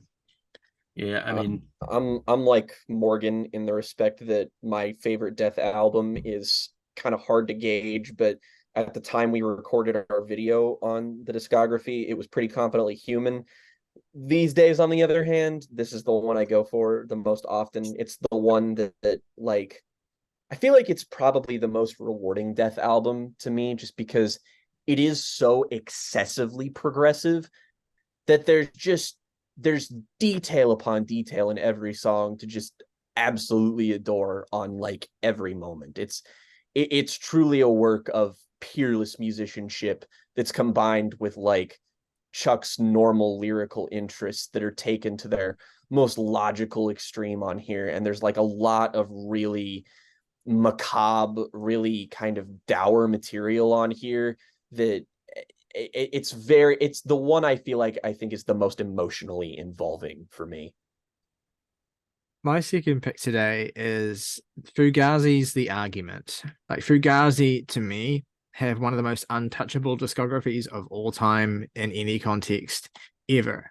Not just because the albums are all great, surprise, surprise, but because they started as this progenitor of hardcore, this sort of, proto post-hardcore punk innovators with Repeater and with the early EPs.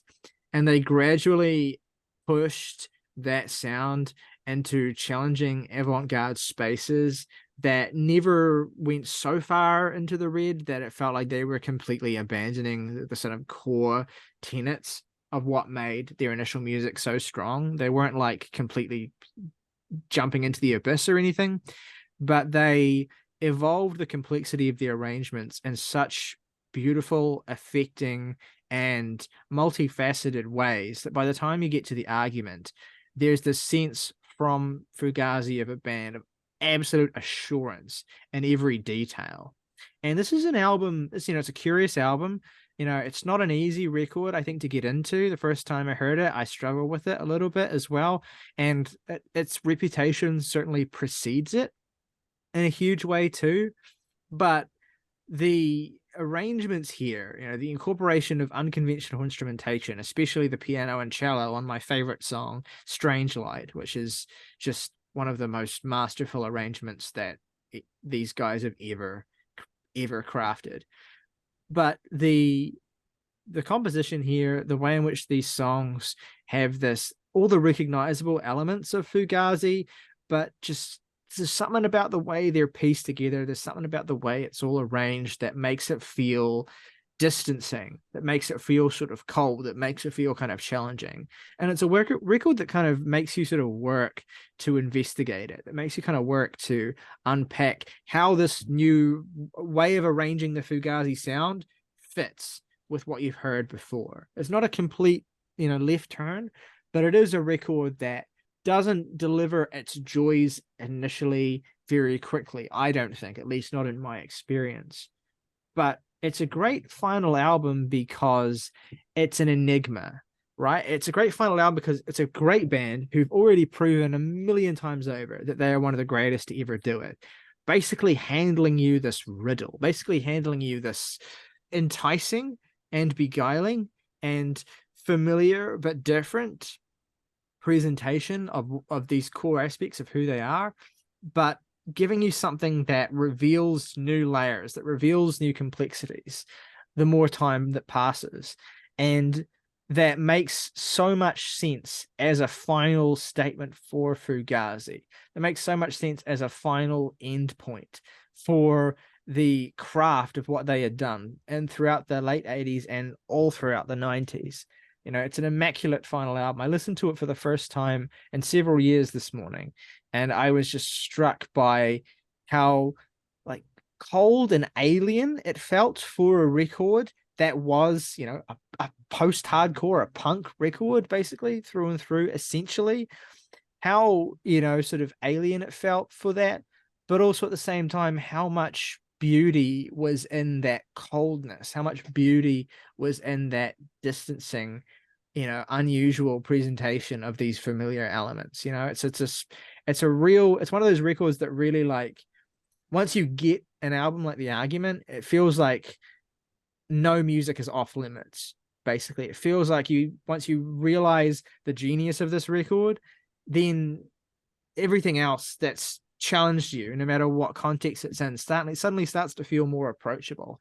It's like a point where things click. And to end on that, to end by pushing what you're so great at to the point where you are essentially preparing your listeners for the myriad world of art. I sound so ridiculous describing it like this, but it really is like one of those albums that was huge for me in terms of like teaching me to listen to music better and teaching me to have more ambitious expectations for punk and post-hardcore as well. When I was a teenager getting into Fugazi, I was like, I had this very boxed in idea of what hardcore music could be. And Fugazi just completely exploded that. They blew that up, and they made me realize how restrictive my understanding of a particular kind of music was. And there's no better display of that. There's no better execution of that than The Argument. So it's a beautiful, divine, spectacular final bow for one of the greatest bands of all time. All right, last go round. Jake, what is your final choice for greatest final albums? This is, in my opinion, the definitive example of the final record. This is, for all intents and purposes, the opus to which you can compare all final statements to.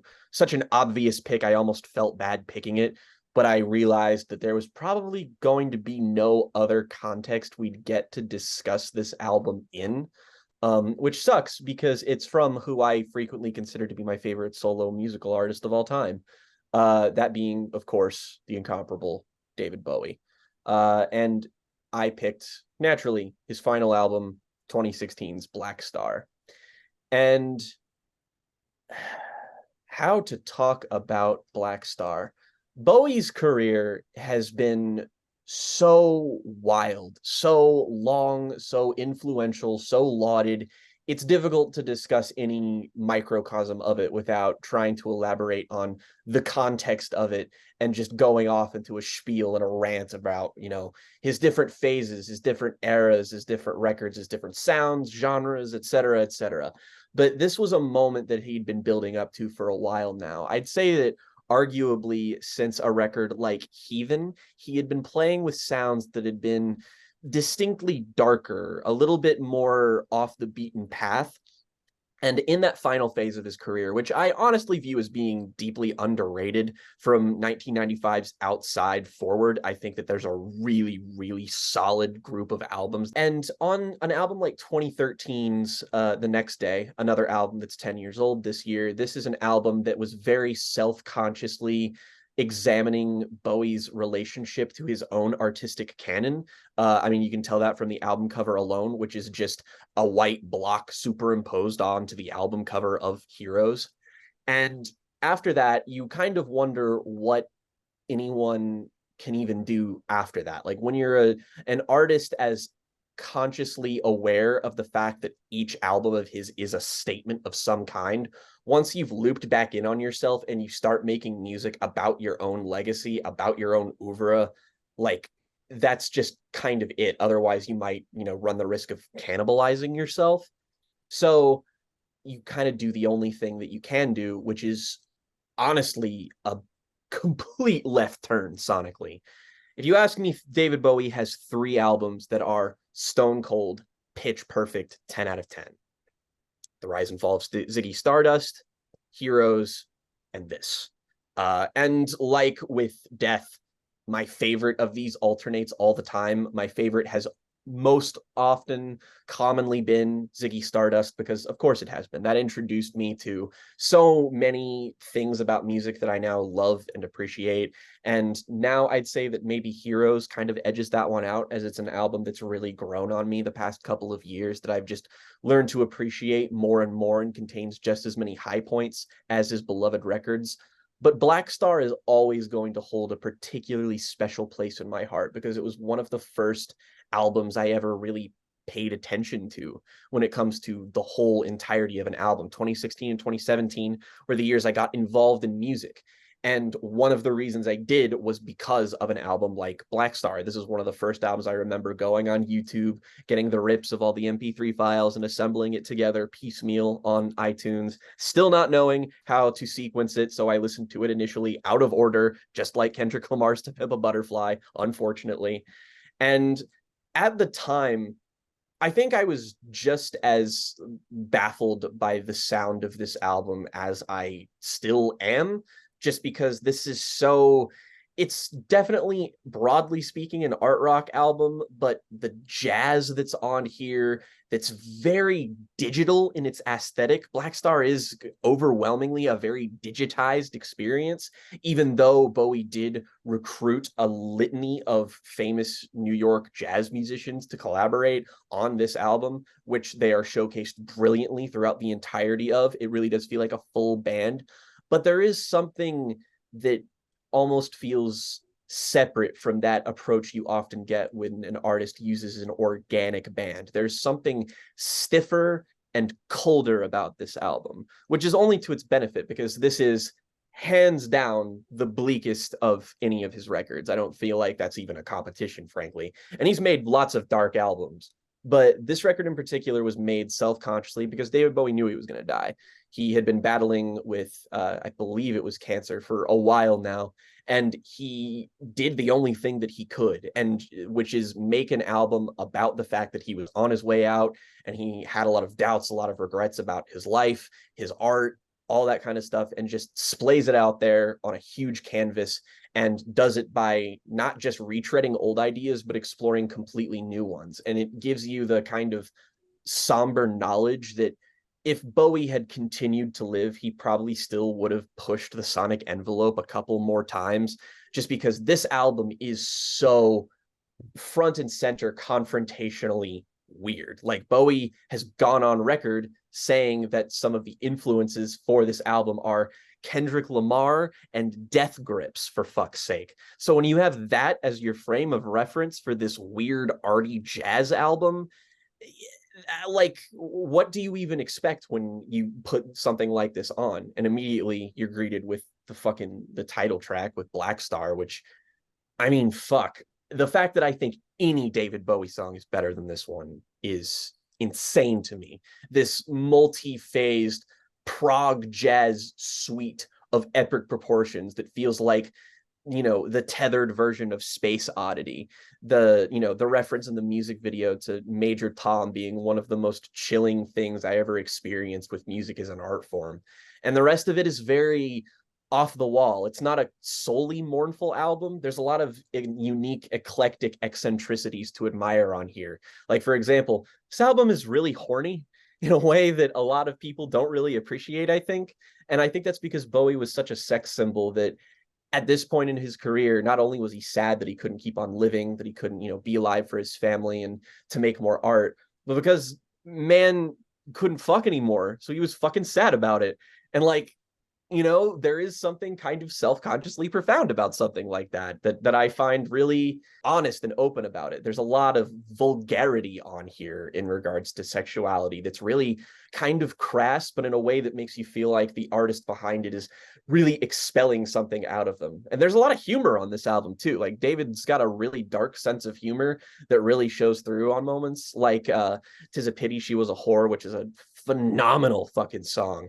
Or songs like Dollar Days, and I mean the ultimate grand final statement of I Can't Give Everything Away, which is a deeply, deeply underrated David Bowie song.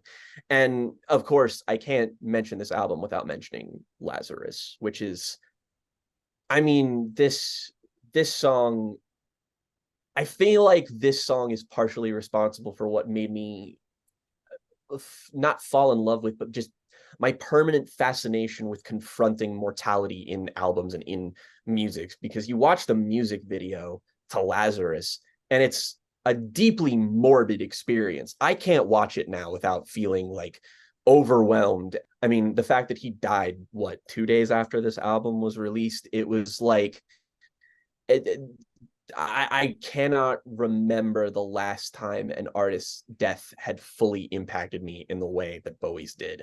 And the fact that we got this little goodbye gift, as it were, it's caused many a night of existential soul searching with me. I think the music is fun and raw and exciting in a lot of ways when it isn't this, dirgy, mournful kind of forlorn thing. But it's compelling for all the reasons Bowie has always been. And it's, we don't often get to see great artists or even artists as great as Bowie doing something like this. So I feel like it's really important that we treasure it when we get it.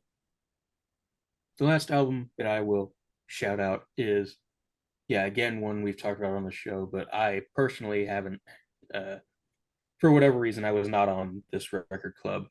But it's Talk Talk's Laughing Stock, which feels to me like a reflection on mortality in a sort of similar way that Black Star is.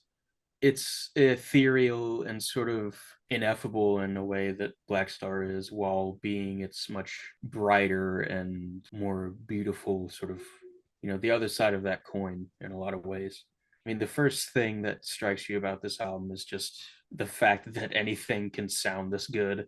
I simply do not have the mind to even fathom how somebody goes about creating an album like this. It's a lot like a really late career Nick Cave and the Bad Seeds in that sense to me, where a musician is operating at a certain, or a group of musicians rather, is operating at a certain level where they're coasting off of everything they've done before and letting it take them into something that is so utterly unique to them, but also one that will be copied by endless amounts of artists from there on afterwards in some way or another.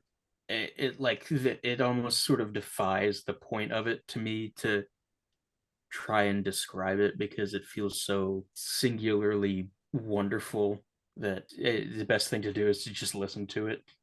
And again, in a similar vein as The Sound of Perseverance, in the sense that I don't think it would be possible to go out on a higher note than this. What's funny is that it's technically the second album in a trilogy, because Mark Hollis had a self-titled record that he released under his own name about 7 years later to complete the record contract. But all three records, that Laughingstock and Spirit of Eden, are very much of a muchness. They kind of sound like the after image of rock music and jazz to a certain extent as well, because they're very heavily influenced by jazz, I would say, especially Laughingstock. Because Miles Davis in particular was the hugest influence, singular influence on Mark Hollis while composing in that particular era. And it's this idea of imagining this confection of sounds and taking things away essentially until you have the barest elements necessary to convey that divine journey. And the video we made on this is, and will be till for the rest of my life, one of the things I'm most proud of, because there was something very beautiful about how we got to the heart of this that I'm always going to be very, very proud of. I mean, it's a record that, at least through mine and August's interpretation, was, it conveys this idea of journeying through to the afterlife, essentially. And in a lot of ways, along that journey, confronting your own relationship to spirituality and religion and to history. And it's very impressionistic, as you say. It's like so much of the effect of it and the profundity of it comes from this thing that can't quite be explained or put into words that the album does to you. So yeah, it is an incredible experience. To backstep a little bit to Bowie, because my last pick, in terms of the way that it was released and the way that it was received initially and the narrative that it's gathered, bears some surprising similarities to Bowie's Black Star. I mean, I'm one of the people, I consider myself fortunate to be a person who had got to experience Black Star during that very brief 48-hour window when it was out, but he was still alive. And I would be lying if I tell you I remember what that was like. Because I remember hearing the album, but I don't, it's so inextricably tied to Bowie's death, which came so quickly after it came out, that just completely imbues it. But my last pick today, which I think is the greatest final album of all time, is the album Purple Mountains, which is the only release from the project Purple Mountains, but is the last of many albums from one Mr. David Berman, who is most famous for his band Silver Jews, but has been one of the most influential alternative singer-songwriters of the last 30 years. And the reason why I allude back to Bowie when talking about this is because, like Bowie's Black Star, Purple Mountains came out very shortly before Berman's death. And in the case of this particular project, Berman committed suicide.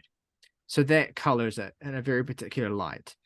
But also, unlike Bowie, we had this record for a little bit longer than just 2 days. It was about 3 weeks, I think, between the release of this album and Berman's death.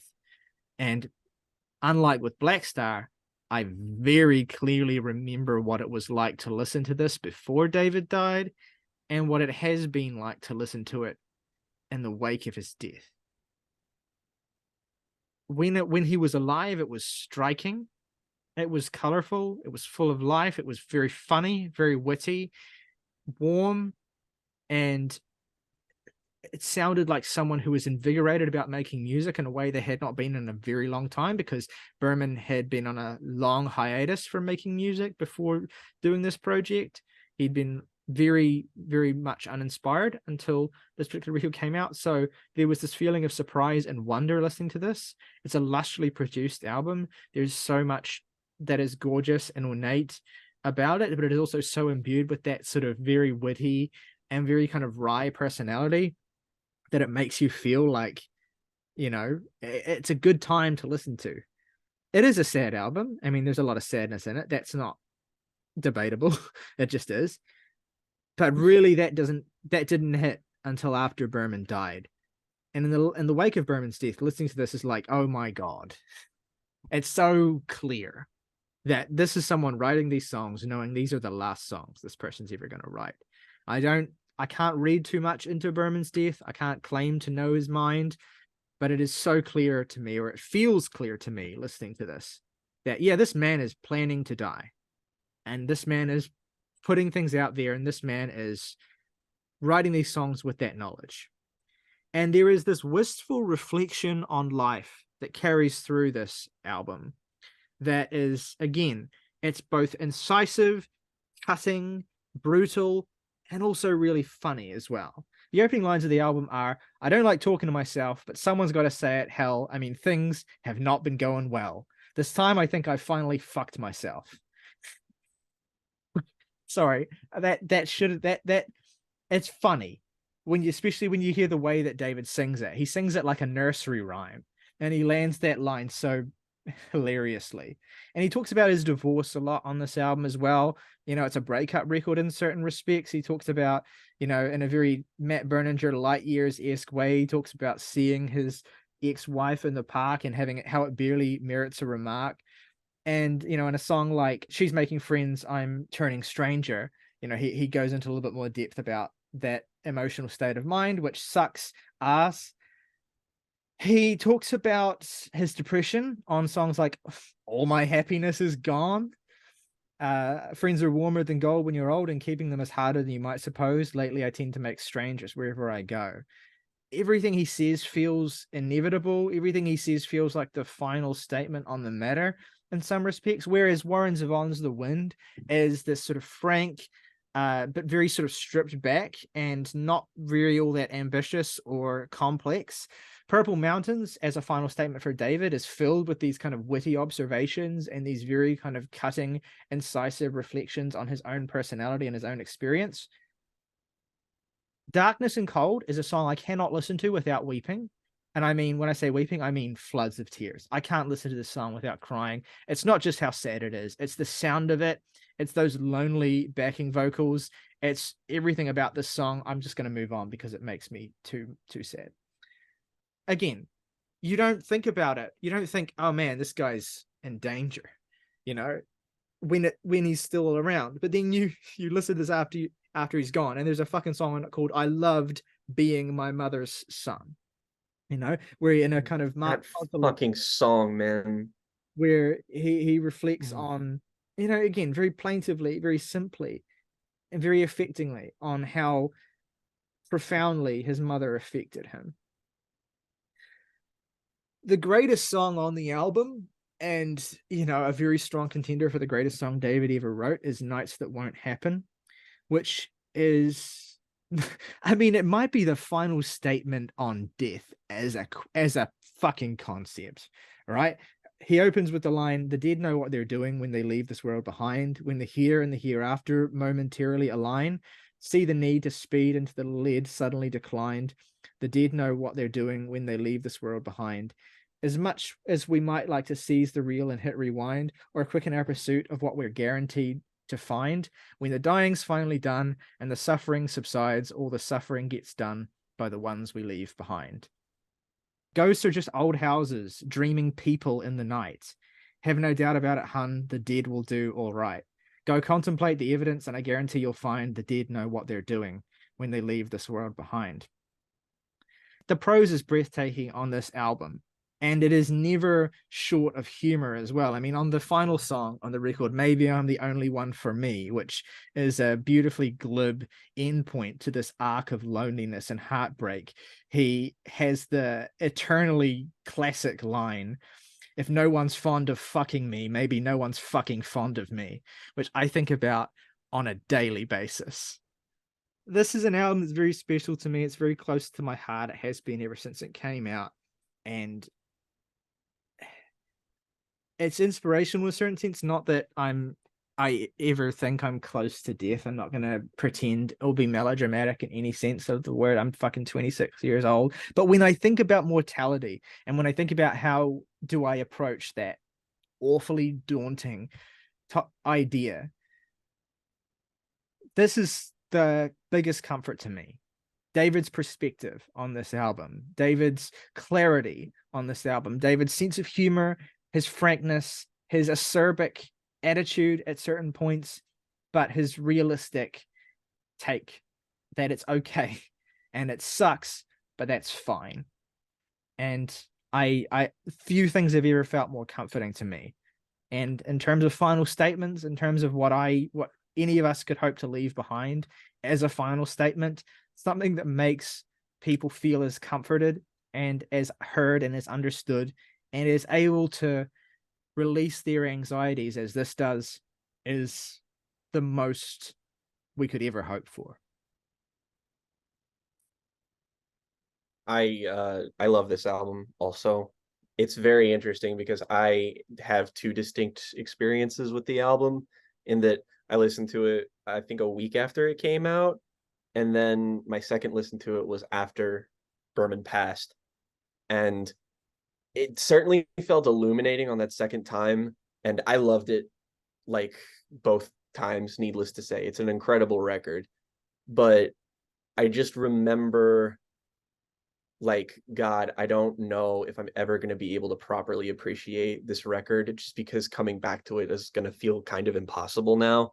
And I feel bad just because I love all the songs on here. It's a terrific album, but re-exploring it, just, I'm glad that people find comfort in it like you do, just because there is something comforting about it, but there's also something just deeply disquieting about it. And I think that's what makes final albums as a concept so interesting, is that when you confront an idea as daunting as death or mortality, it's all about what the window dressing is to be able to deal with that. And that's why albums like Black Star, for instance, kind of dress it up in this very melodramatic, operatic way. And then Purple Mountains, for instance, just kind of strips away the artifice and just completely lays everything bare and is totally frank about it all. And I can see why both are a morbid but still fascinating way of coping with the complete intangibility of existing. Well, and this is the thing. I wouldn't want people to be turned off of this because of the subject matter, because I can't emphasize enough how affirming this record is, in the sense that David just makes it sound like no big deal, right? He just makes it sound like I listen to this and I feel like I feel comforted. I feel like everything is natural and everything is okay. And he doesn't. And the beautiful thing about it is that he talks very frankly about his depression, and there's a lot of sadness on this album, but it's sadness as a matter of fact. It's sadness as a process. It's sadness as a part of life. It's not sadness as an anchor, that brings about your end. It is sadness as a feature, a reality, and and because of its sense of humor, and because of its staring the void in the face and saying, how's it going? It's that whole feeling of homeliness, that whole feeling of just like the best way to approach the unfathomable, the best way to approach the fucking surreal, the cerebral, the fucking sublime, is to just be a guy. You know what I mean? And not feel like you have to. It's less to approach death and more to appreciate life, as glib as that kind of sounds, but it's true about an album like this. Yeah, absolutely. And that's why I can keep coming back to it. That's why, though it breaks my heart and makes me cry, it's not something that I have to steel myself to experience in the same way as certain other records that we've talked about.